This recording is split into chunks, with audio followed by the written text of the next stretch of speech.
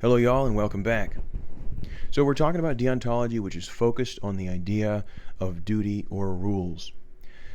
I'm not sure if you have seen this movie. It is, at this point, as I record this in 2024, quite dated.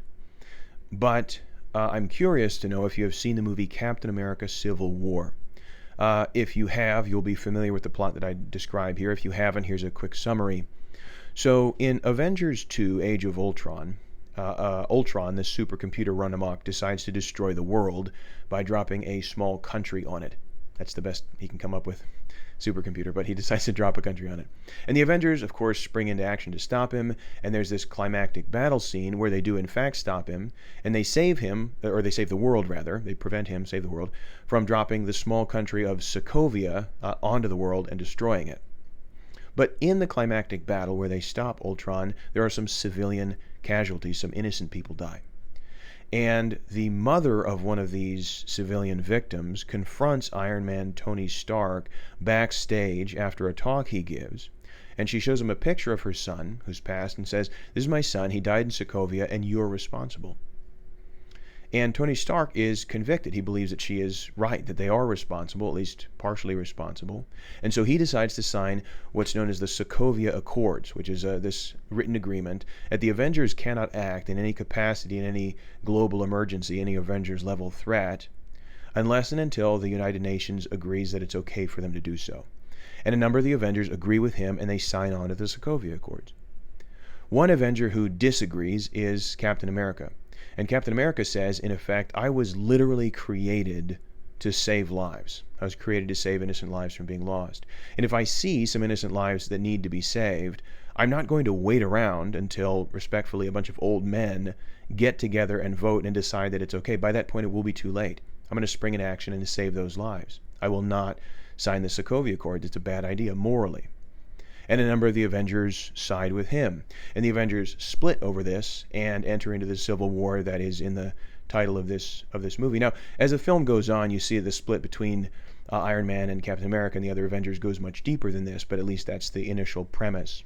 Now, I'm not sure if the Russo brothers formally studied philosophy or not, but they must at least have had it in mind a little bit, because this divide between Iron Man and Captain America is classic, straight up the middle, deontology versus utilitarianism. Captain America clearly represents the utilitarian perspective, where in any situation you calculate what will maximize benefit, what will save the maximum number of lives, and you do that. And Iron Man represents deontology, where what do you do in a situation to make sure that you're doing the right thing? You follow the rules. As Aristotle says, law is reason without passion.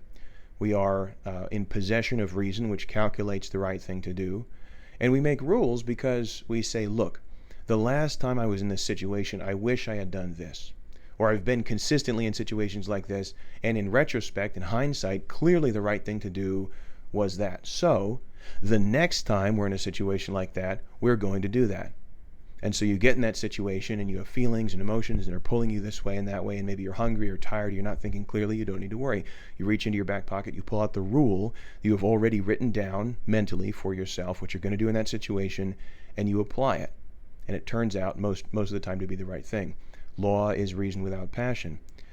And Iron Man seems to embody this philosophy in saying, look, rules are there for a reason. We don't want innocent lives to be lost. And to minimize the risk that that's going to happen, we got to follow the rules. So this is deontology versus utilitarianism in Captain America Civil War.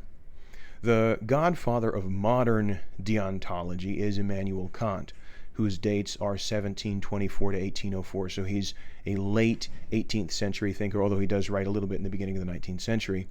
And Kant is more strongly associated, more closely associated with deontology, I think, than any thinker is with any major ethical theory.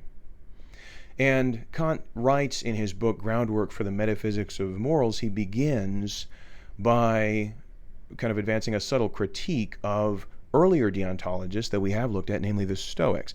The Stoics, as you recall, hold that money is neutral. It can be put to good or bad use, so it's neutral.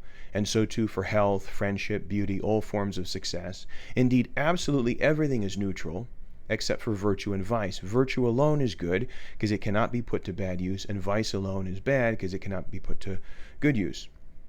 And Kant begins by critiquing this. He says, look, Traits like patience, self-control, wisdom or intelligence, charisma, the ability to win people over. These traits can be put to bad use. If we have two guys, one has all these traits, he's disciplined, he's self-controlled, he's charismatic, he's wise, and the other one is just kind of dumb and makes poor choices and he's lazy and gives in to his impulses, and these two guys go bad, which one is capable of doing more evil? Clearly the first one, right? You look at some person like Vladimir Putin, who's clearly and unambiguously just evil, has like caused untold human suffering in the course of his life, and especially in the course of the 25 years or so that he's been in power. Why? He possesses a lot of virtues. He has discipline, he has self-control, right? He has charisma, and because of that, he's been able to ruin countless millions of people's lives. So Kant says even virtue is not unambiguously good. Virtue can be put to bad use as well. And Kant says only a good will, the very core of the human being, even more central than character traits, can truly be said to be good. Kant says if you really want to understand right and wrong, you need to go deeper even than character.